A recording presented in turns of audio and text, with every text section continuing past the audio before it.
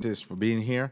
We have the opportunity today to have our first hearing on a major part of our infrastructure, just as the Trump administration released a budget that will divest the federal government from infrastructure. And in fact, the administration had the goal to say that a major project of regional and national significance, and perhaps of even national security importance, such as Gateway Project and the replacement of the Hudson River tunnels, is a state issue, and therefore that the federal government should not be involved in.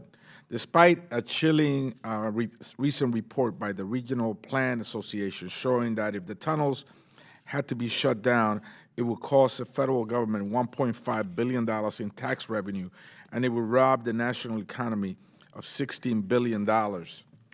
Madam Chair, I ask unanimous consent to enter the RPA report titled A Preventable Crisis into the record.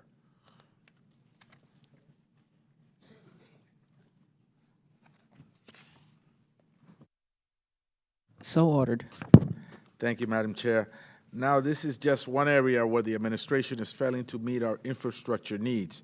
Well, there are many more. For example, the Trump budget, again, calls for eliminating capital improvement grants. This program includes the New Starts and Small Starts, provides critical federal funding to help get major local projects underway. In New York City, funding through the New Starts program is absolutely vital for extending the 2nd Avenue subway into my district in East Harlem.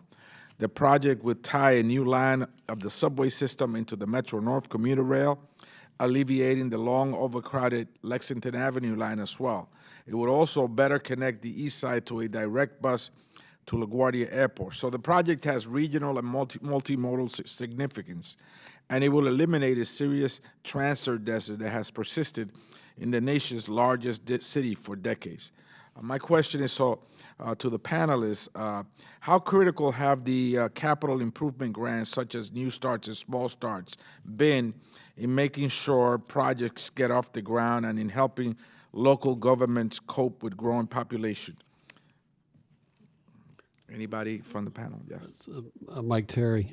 Yes, we've been awarded recently a CIG grant, and it's under the Small Starts for our first electrification of a bus rapid transit corridor. It's 13 miles, and it's the beginning of the spine for our whole transit system. We don't have subways, but this is as close as we're getting right now, and it's vital for the density, to support the density. It's already proven corridors. So from the federal government side, I think these are competitive grants going through a very rigorous and lengthy process, but it is vital to our success of our build out of our transit system in Indianapolis.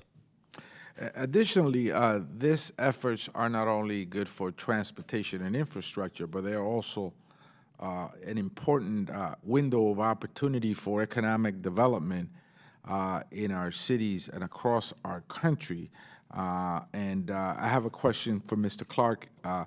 I know that you have mentioned about programs, training programs that you've seen worked for apprenticeship programs and also minority and women-owned businesses opportunities. What model is there out there that we can rely on to ensure that folks will be ready at the starting line? I mean, often what happens is these projects take off, and the local population is not ready to compete for these jobs. So, what training programs will you advocate for that will help people be ready at the starting line?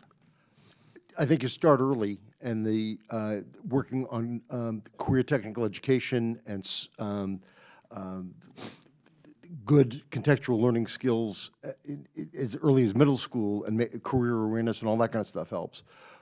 I think there are some really good models. Los Angeles did some really dramatic work in increasing its transit capacity, and they did that some time ago. And the using tools like the multi-craft core curriculum that the building trades had developed, and working with